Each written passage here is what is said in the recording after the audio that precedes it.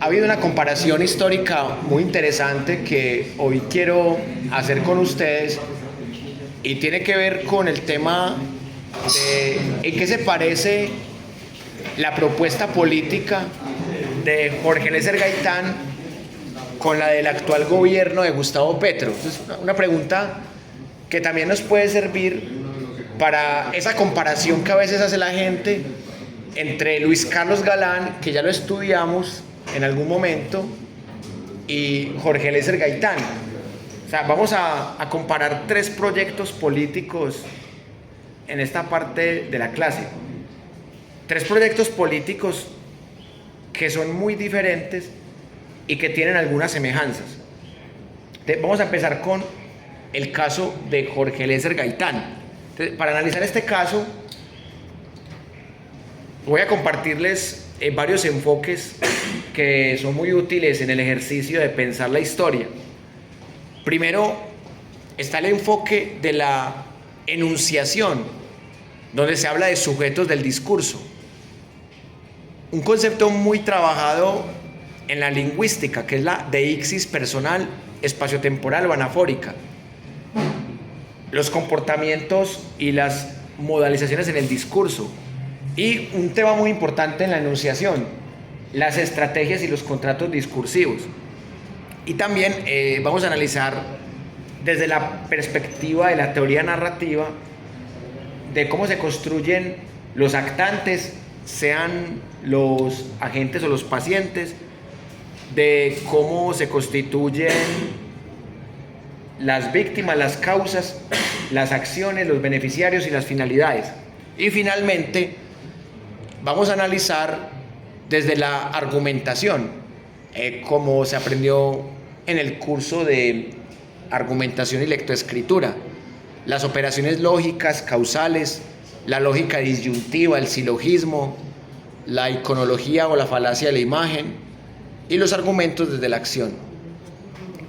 Entonces, estas tres categorías vamos a utilizarlas para analizar la caricatura política como una forma de entender lo que era el neuromarketing electoral en la época de Jorge Eliezer Gaitán, en la época ya estudiada de Luis Carlos Galán y finalmente en la época actual.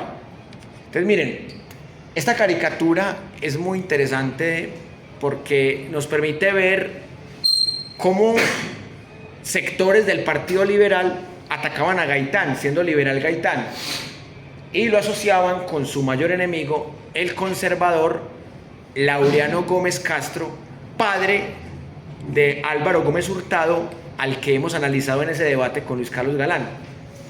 Ahí está el padre de Álvaro con Jorge Eliezer Gaitán. Y miren lo que dice el titular de la caricatura: puede suceder. Y esto claramente es una campaña de desprestigio de los liberales antigaitanistas. Hagan de cuenta que sectores, por ejemplo, afines a Sergio Fajardo, por decir algo, que son sectores supuestamente anti-Petro y también anti-uribistas a la vez, o sea, los llamados sectores, entre comillas, tibios, es como que pongan a Uribe cargando a Petro, así es el nivel de esa caricatura, haciendo la analogía histórica, que en este caso podría ser simétrica. Esta caricatura, trayéndola al presente, hecha por allá en agosto de 1946, nos muestra esa posición de no soy de aquí ni soy de allá, que la vemos en candidatos como Claudia López en este momento, como Alejandro Gaviria, que bueno, no es candidato, pero tiene esa posición en este momento, Sergio Fajardo, de yo no soy ni uribista ni antiuribista. O la otra, que es Petro y Uribe son lo mismo. O sea, es otra que también he visto mucho en el discurso fajardista, como Petro y Uribe son lo mismo. Eso decían los liberales de esta época del 46. Gaitán y Laureano Gómez son lo mismo. Entonces, bien interesante cómo se puede hacer ese tema comparativo. Hasta cierto punto podría entenderse debido a la a la teoría de la herradura. O sea, los dicen que los extremos suelen ser más parecidos que los centros. Pero el problema es que técnicamente no son extremos tan así que llegar al punto de compararse de esa forma. Igual aquí sí hay un extremo, porque Laureano Gómez representa la parte más oligárquica del país y Jorge Eliezer Gaitán representaba la parte más popular. Además que Gaitán tenía unos rasgos indígenas y por eso lo discriminaban. O sea, Gaitán no era blanco. Y ustedes saben que Colombia ha sido históricamente un país muy racista. Profe, ¿la caricatura fue antes o después del Bogotazo? Antes, porque recuerden ustedes que el Bogotazo fue el 9 de abril de 1948 y esa caricatura fue de agosto del 46. O sea, fue toda una patraña electoral para que ganara el ingeniero Mariano Ospina, que era conservador, o los liberales que no eran gaitanistas, que estaban con Turbay. O sea, los liberales estaban divididos entre Turbay y Gaitán y por eso ganó el ingeniero conservador Mariano Ospina. Aquí, por ejemplo, está el análisis técnico de la caricatura. No hay deixis personal, sino hipostatización. O sea, ¿qué significa la hipostatización? Es cuando hay una cosificación, una falacia de cosificación. Y también la deixis espacial es la complicidad, entre comillas, entre Laureano Gómez y Jorge Eliezer Gaitán. O sea, esa teoría también la han difundido mucho. Que las FARC y Uribe eran amigos y que se hacían enemigos porque se necesitaban. O sea, las FARC necesitaban a Uribe y Uribe necesitaba a las FARC. O sea, cada una tenía al otro como su chivo expiatorio. Deixis temporal, pero no anafórica.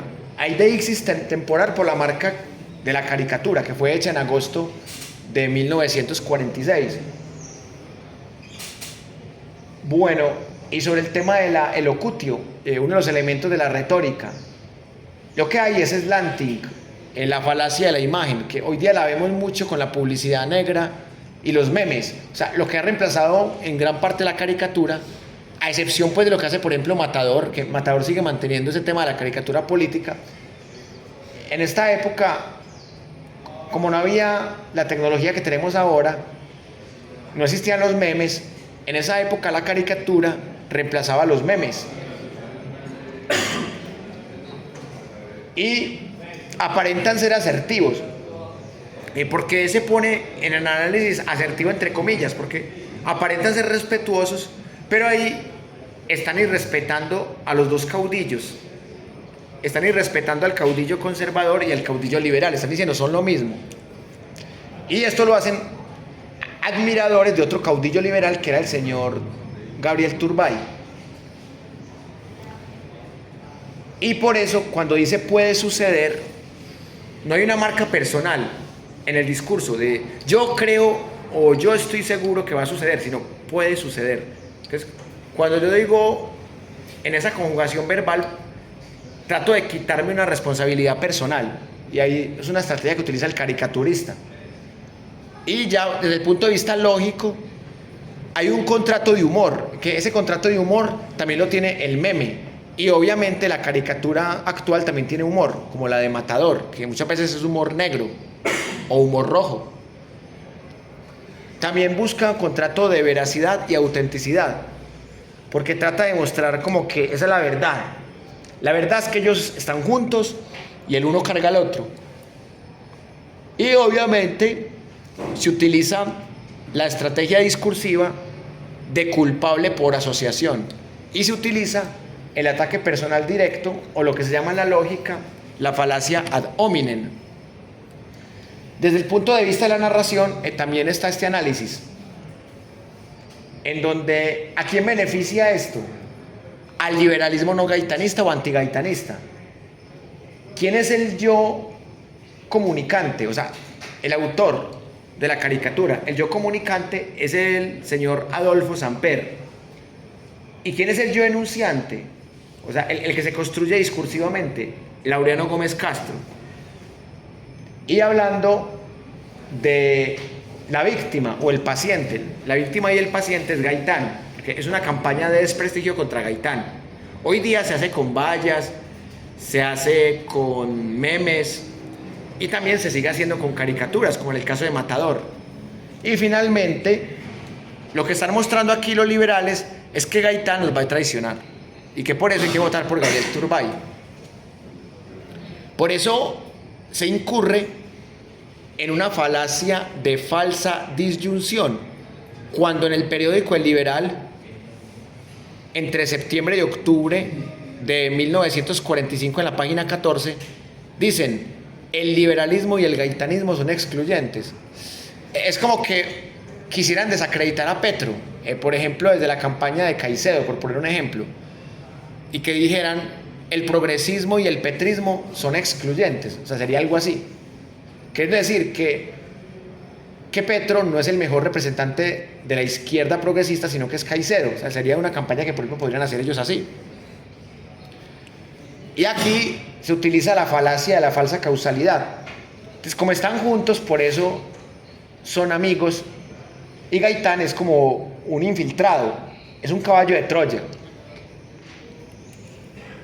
Y por eso, tácitamente, se aplica una especie de silogismo aristotélico de: el que es liberal no es conservador.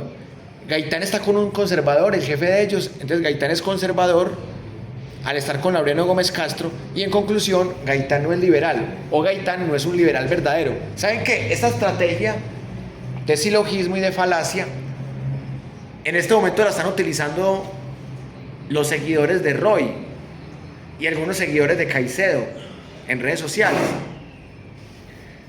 Hay seguidores de Roy Barreras que están diciendo que Roy representa el progresismo porque Roy no está fanatizado con la izquierda radical. Roy representa la integración más que el pacto histórico. Entonces ahí ya se está utilizando eso. Y también he leído seguidores de Carlos Caicedo diciendo que él es la izquierda verdadera, o sea, que no es Petro, ni Cepeda, ni Roy, ni Daniel Quintero, que los que siguen a Caicedo, a Carlos Caicedo en el Magdalena y en Colombia son la izquierda verdadera. Entonces, se aplica la misma lógica ahí. ¿Qué podemos concluir de esta primera caricatura? Que claramente la imagen ha sido importante en nuestra historia y que, más allá de que en esa época no había tantos avances tecnológicos, se utilizaban campañas de desprestigio electoralmente muy similares y se aplicaba el neuromarketing electoral de forma muy similar, porque se utiliza falacias, se utiliza implicaciones tácitas, manipulaciones y discursos argumentativos e iconológicos que están totalmente manipulados. Y a Gaitán le hicieron una campaña sistemática de desprestigio que ayudó a que Gaitán no fuera presidente en 1946. Y aquí ustedes la pueden ver. O sea, a Gaitán lo ridiculizan de muchas maneras. Por ejemplo, aquí lo comparan con un dictador, con un comunista que tenía fama de dictador, con Indalecio Prieto, un comunista vasco. Aquí lo comparan con un dictador estilo antiguo. Entonces dicen: yo quiero ser dictador. Todo esto era para quitarle votos a Gaitán. Aquí hay caricaturas liberales y caricaturas conservadoras. Los liberales usualmente lo tildaban de fascista por haber estado en Italia, y los conservadores de comunista y ateo. Entonces, realmente Gaitán no era ni lo uno ni lo otro. Pero una pregunta, en la actualidad, ¿qué importancia tiene el ser ateo o no en la política? ¿No debería ser mutuamente? ¿Ser ateo y ser comunista a la vez o qué? Es que cuando pasa en política, mucha gente dice: no, es que él es ateo, y lo toman como nefasto, ya no hay que votar por él porque es ateo. A Antanas Mockus le pasó. O sea, eso que Antanas Mockus no dijo que él era ateo, dijo que él era un poco escéptico con temas de religión por su formación matemática y filosófica. Y Antanas Mockus perdió millones de votos probablemente por eso. Y Santos tuvo la posibilidad de casi que duplicarlo en votos. Por eso Abelardo de las Priella ha tenido que vender la idea de que él es un creyente que llora en iglesias como en Buga.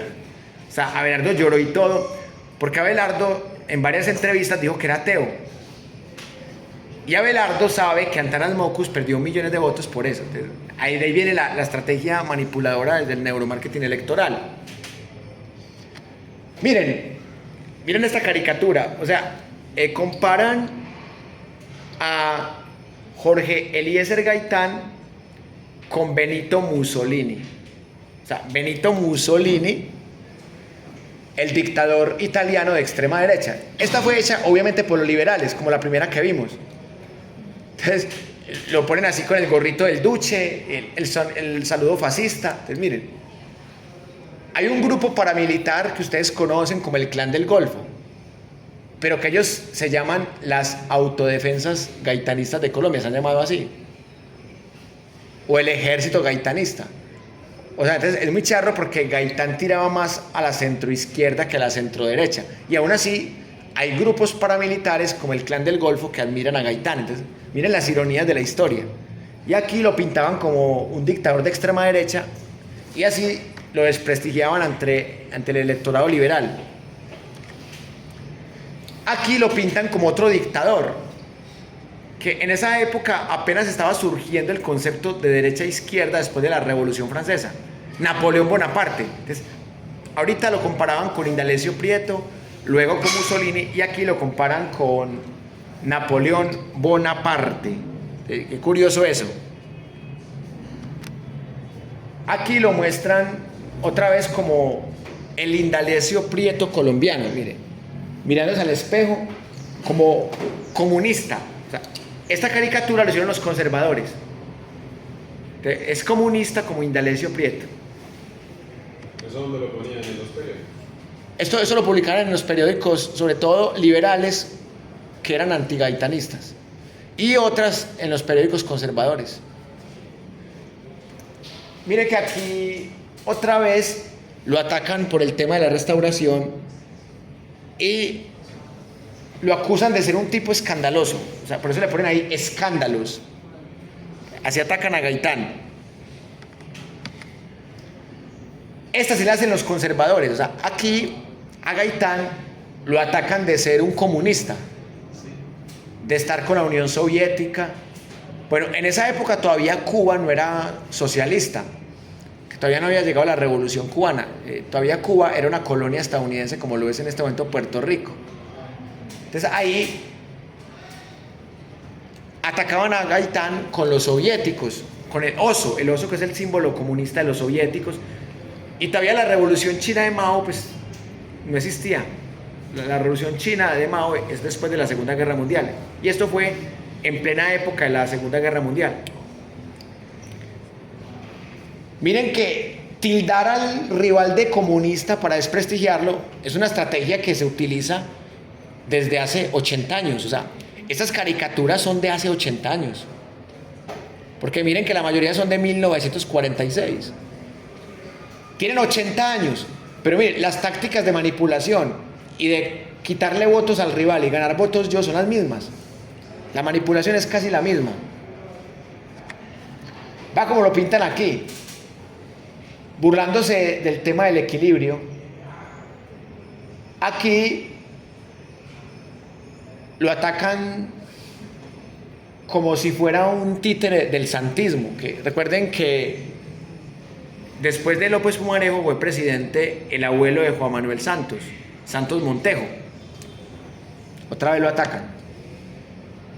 Esta también la hacen los conservadores, lo atacan de sindicalista, de comunista, va a destruir la libertad, el progreso de la nación, el desarrollo económico, va a destruir todo. O sea, en estos ataques que le hacen a Gaitán, ahorita vamos a comparar con los ataques que le hacen a Petro, por ejemplo.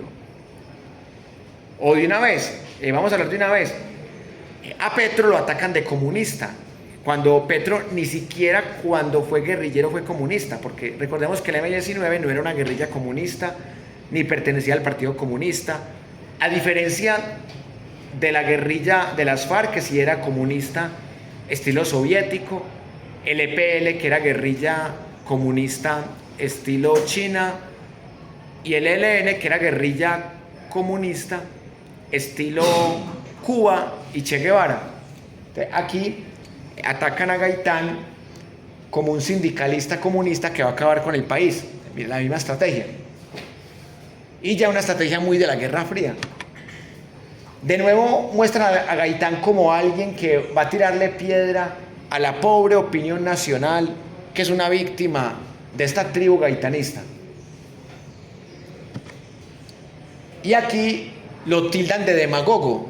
Hoy día utilizan mucho la palabra populista de manera peyorativa, pero realmente la palabra correcta es demagogia, porque el populismo es la doctrina del pueblo. La demagogia es el arte macabro de engañar al pueblo. Entonces tildaban a Gaitán de traer muerte con la restauración política que él proponía, y también de utilizar la demagogia y utilizar a los movimientos sociales y a los paros para acceder al poder. El mito de la Torre de Babel, muy conocido en la historia. Entonces tratan al gaitanismo como algo que no se entiende, como se habla en la teoría del lenguaje de la Torre de Babel. Aquí también utilizan un referente histórico para desprestigiar a Jorge Eliezer Gaitán. Y aquí atacan a Gaitán llamándolo como un falso líder popular. O sea, que mientras que Gaitán dice, mi pueblo tiene hambre, como él hablaba así, o sea, él muchas veces no decía pueblo, sino que decía pueblo, mi pueblo tiene hambre. O sea, siendo ya la madrugada, después de la medianoche, Gaitán y su cúpula se comen el presupuesto de la nación, mientras el pueblo aguanta hambre. Entonces, aquí muestran a Gaitán como alguien que inexorablemente va a acabar la economía y que no representa realmente las clases populares del país. Y aquí otra vez muestran a Gaitán como un pistolero, como un delincuente. O sea que Gaitán representa la violencia, el fraude, que Gaitán coge a balazos al liberalismo. De ahí vuelve a traer la falsa premisa de que gaitanismo y liberalismo son contrarios. Miren todos los enemigos que tenía Gaitán en el Partido Liberal. Por eso, en la hipótesis del asesinato a Gaitán, hay versiones que dicen que tanto la oligarquía liberal como la oligarquía conservadora lo querían matar. O sea, que salieron con Estados Unidos y con la CIA para matarlo. Es una de las teorías más dominantes sobre el magnicidio a Jorge Eliezer Gaitán. De nuevo, otra vez lo acusan de ser mentiroso, de ser fraudulento, de tener votos falsos, de acabar con el pobre viejecito del pueblo colombiano. Otra vez lo atacan por su política de restauración. Y aquí lo muestran como un pistolero sangriento que tiene una política nefasta de aranceles. Aquí lo muestran otra vez como dictador, como autoritario. Y otra vez lo atacan con el tema de la restauración y lo asocian con el símbolo del comunismo. El martillo y la hoz lo asocian con ese símbolo soviético comunista. Y aquí le echan la culpa de los muertos en Boyacá y otra vez lo muestran con el osito comunista, estilo soviético. Hablando de reapropiaciones, cuentos infantiles, los cuentos de los hermanos Grimm, entre otros.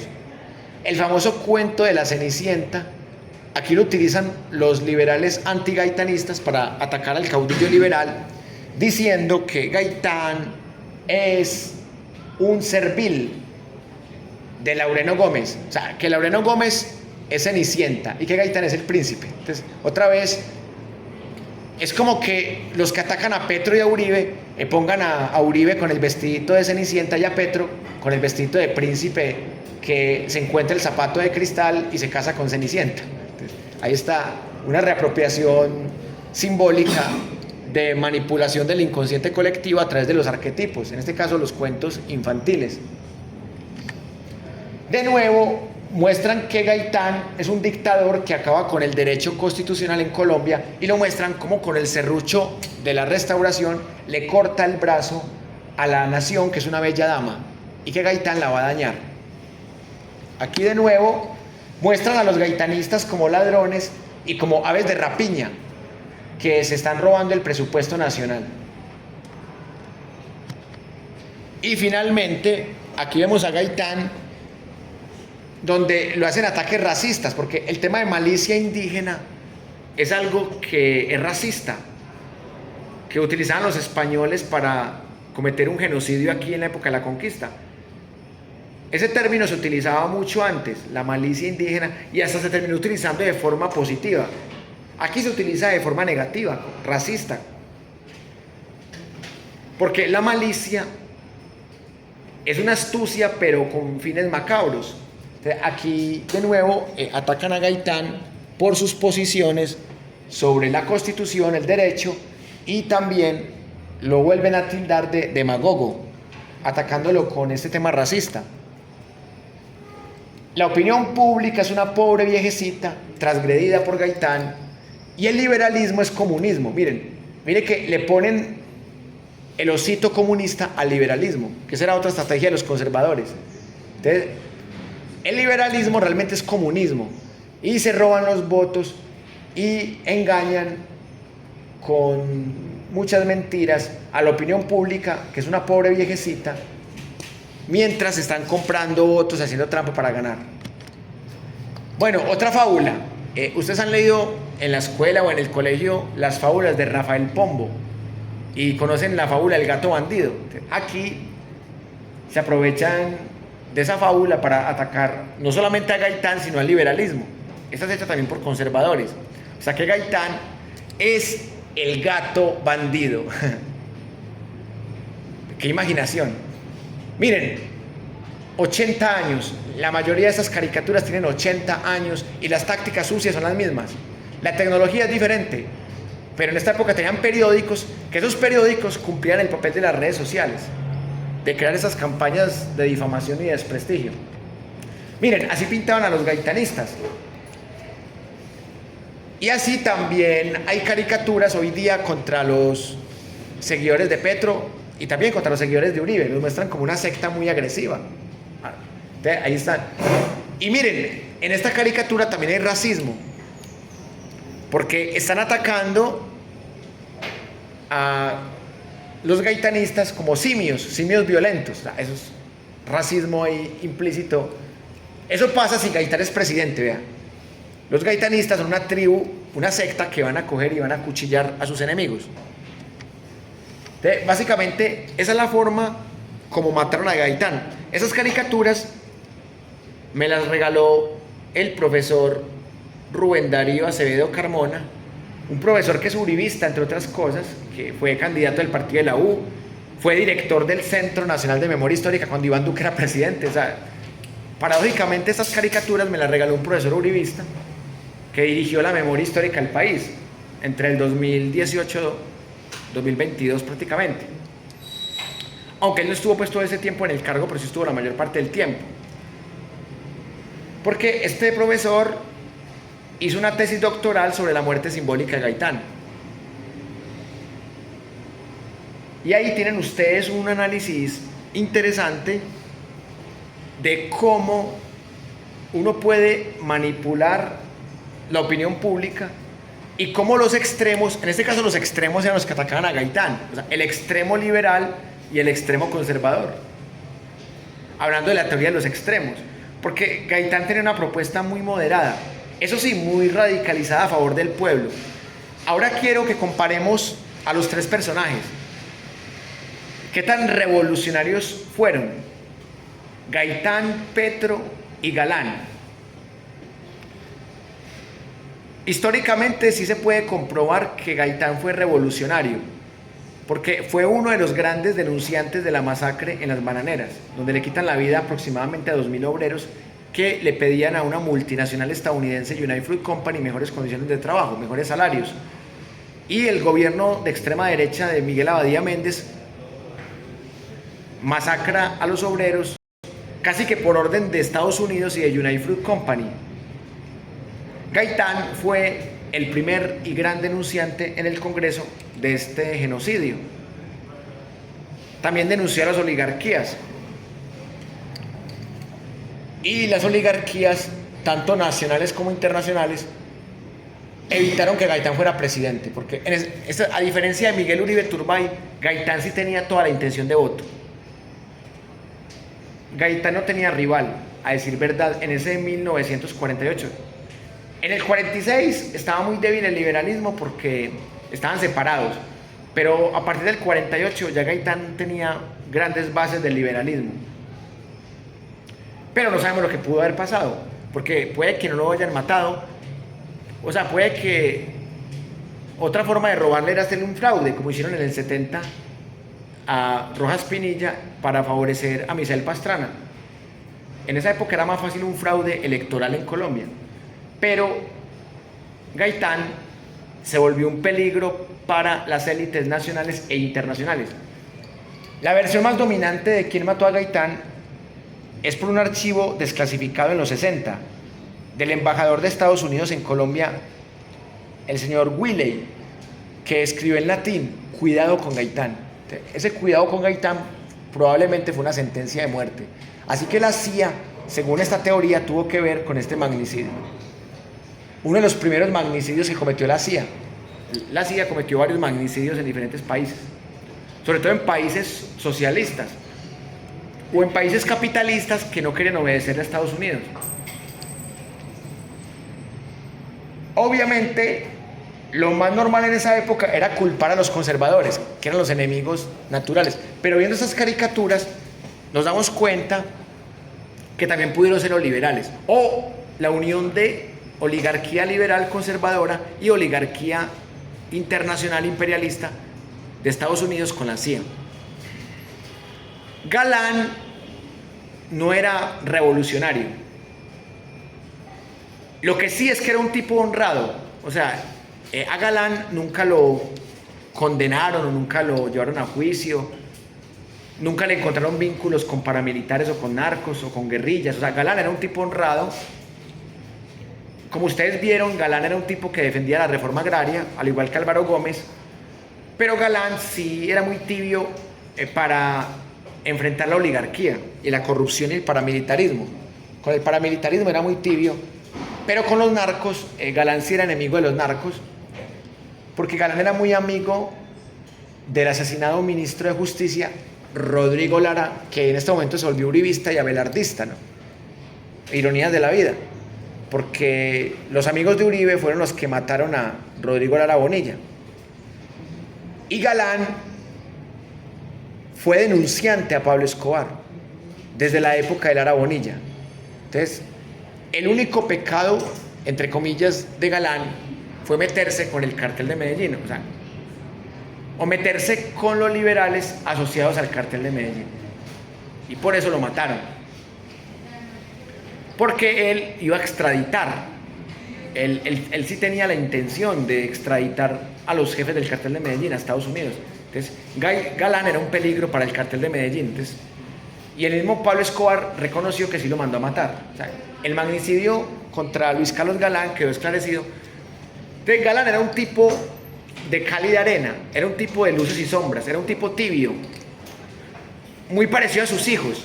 O sea, los hijos de él son muy tibios también. A mí me da mucha risa porque a Galán lo tienen muy idealizado, como pasó con Miguel Uribe Turbay, que también lo tiene muy idealizado. Así pasa con Galán. A Galán lo tienen muy sobrevalorado, muy inflado, pero el tipo era muy tibio, el tipo no tenía con qué hacer grandes revoluciones. No sé si el tipo llegara a atreverse a hacer una reforma agraria, al menos no estaba propuesta tan explícitamente, no. Y mucho menos una reforma laboral como la que se ha hecho últimamente, no. Petro sí se parece más a Gaitán, porque miren, ambos fueron denunciantes. Gaitán fue denunciante de la masacre en las bananeras y de la oligarquía conservadora y liberal. Fue denunciante también un poco del imperio estadounidense y del clasismo en Colombia. Petro se hizo famoso porque en el Congreso denunció los peores escándalos que había en el país. O sea, Petro fue denunciante de la parapolítica, sobre todo en Antioquia. Fue denunciante de los mal llamados falsos positivos, más de 6.412 ejecuciones extrajudiciales. Fue denunciante de chuzadas del DAS. Fue denunciante de GIS política. Fue denunciante del carrusel de la contratación, donde había gente de su mismo partido. Ahí Petro se ganó el respeto de mucha gente, porque fue capaz de denunciar a los hermanos Moreno, que eran parte del Polo Democrático Alternativo, que era su partido. Y también fue denunciante de Farpolítica, el presidente Petro. Entonces, o sea, Petro fue un tipo muy bueno como denunciante, y como alcalde fue perseguido por el procurador Ordóñez, después de que Petro había votado alguna vez por Ordóñez, para que fuera procurador. Y Petro le gana esta denuncia a Ordóñez ante la Corte Interamericana de Derechos Humanos, y por eso Petro recupera su puesto como alcalde de Bogotá. En esa parte de denunciantes se parecen.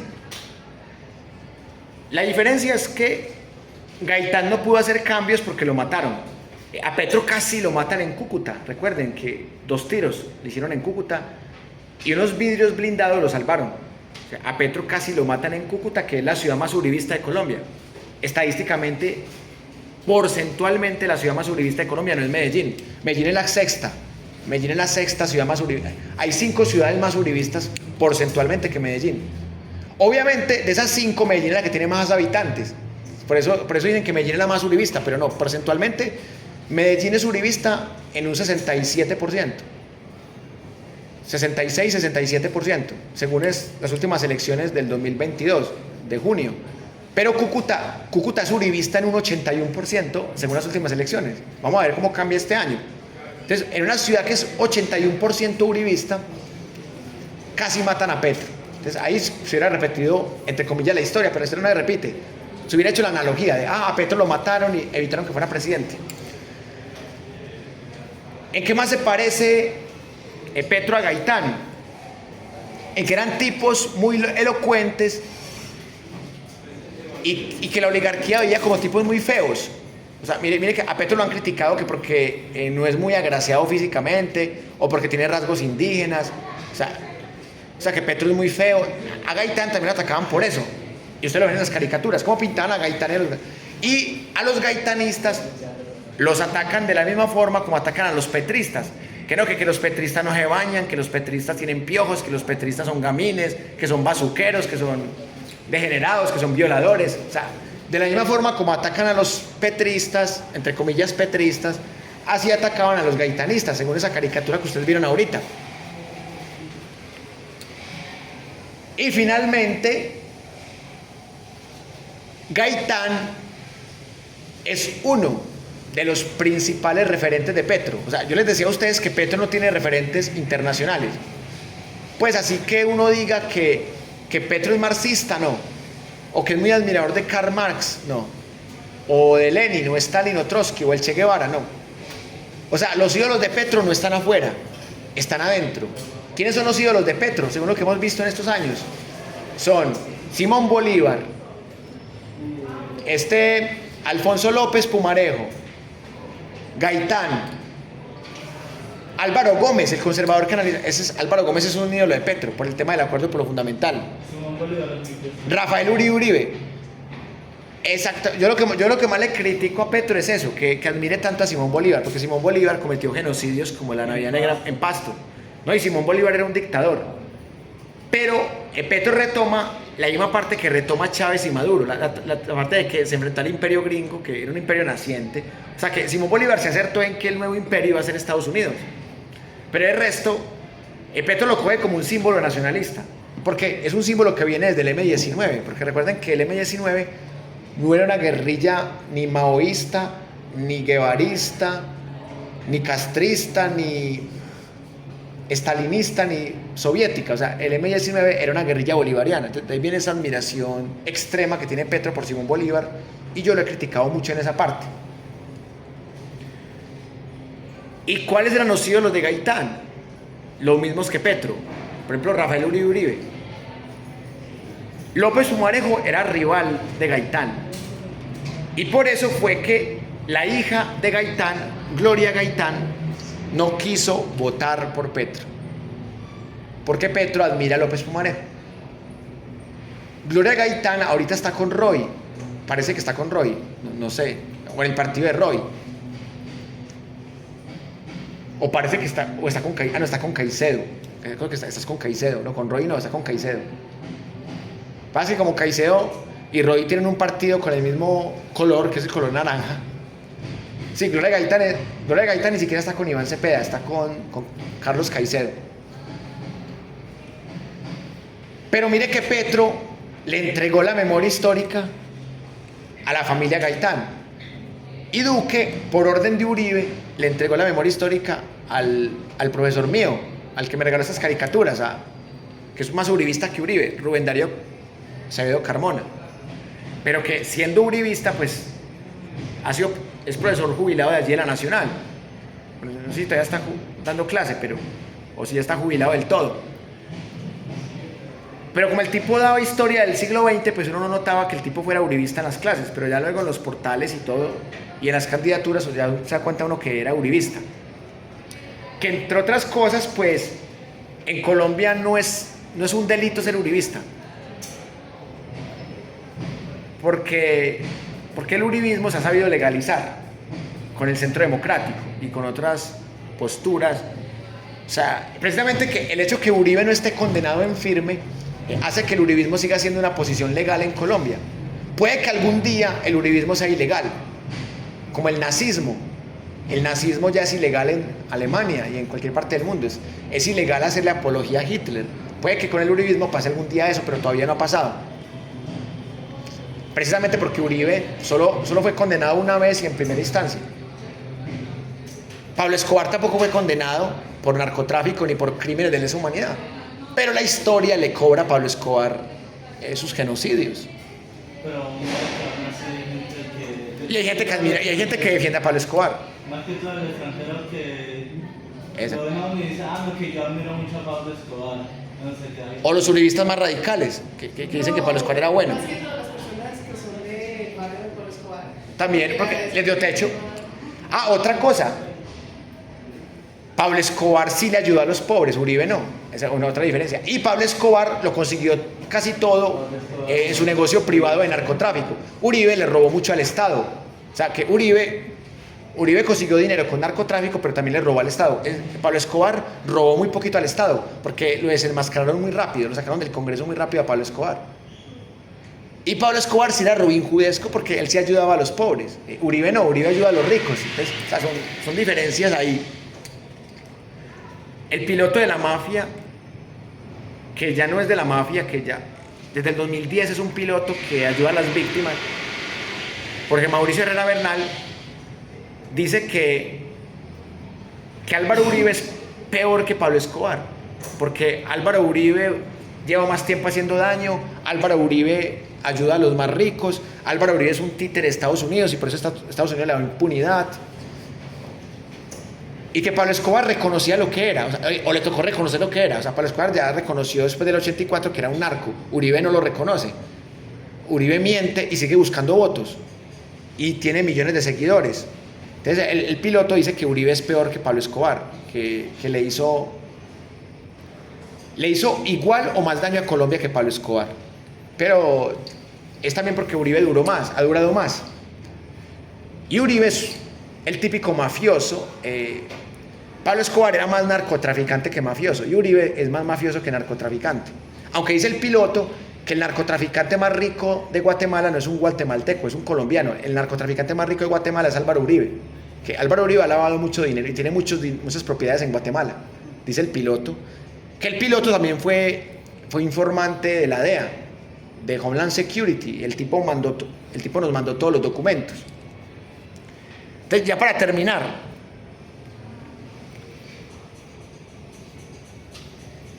Gaitán pudo ser un presidente parecido a Petro, pero no lo dejaron. Y Galán no proponía grandes cambios, pero sí era un tipo honrado. O sea, Galán era un tipo de la centro, de la derecha honrada. O sea, que no toda la derecha es corrupta, no toda la izquierda es popular. En la izquierda también hay muchos ladrones, como los que llaman, como Olmedo, como estos que se le coronaron a Petro, que venían del santismo, como Alejandro Gaviria, como Concha Baracaldo. En la izquierda también hay ladrones. En la derecha también hay gente honrada. Entonces, Galán era un tipo de derecha que era honrado. Entonces, la rectitud no depende siempre de la ideología. El problema, y con eso quiero terminar, el problema es que la derecha colombiana ha cometido errores que otras derechas no han cometido. Les pongo el ejemplo de Argentina. O sea, la derecha argentina más sangrienta fue la de la dictadura militar del 76 al 81. Pero la derecha que gobierna Milei, que gobernó Macri, la derecha argentina no tiene recientemente esos crímenes que tuvo la derecha argentina en los 70. Entonces me da mucha risa cuando quieren igualar la derecha argentina con la derecha colombiana. ¿Y qué Abelardo va a hacer Milei? Son países muy diferentes y la izquierda argentina no es igual a la izquierda colombiana. O sea, a Kirchner la condenaron y eso ya mancha a la izquierda argentina, más allá de que sea una persecución política o no. Aquí no entraremos a discutir cosas muy delicadas que ni siquiera conocemos muy bien porque sabemos muy poquito de Argentina, pero la izquierda argentina dejó muy mal la economía en hiperinflación. La izquierda colombiana no ha hecho eso. Entonces me da mucha risa cuando quieren igualar la derecha argentina, que no es tan sangrienta como la derecha colombiana, y la izquierda colombiana, que no tiene tanto ladrón como la izquierda argentina. O sea, uno no puede caer en esas falacias de falsa analogía. Listo, voy a llamar a lista y ya con esto terminamos, porque ya faltan apenas 4 minutos.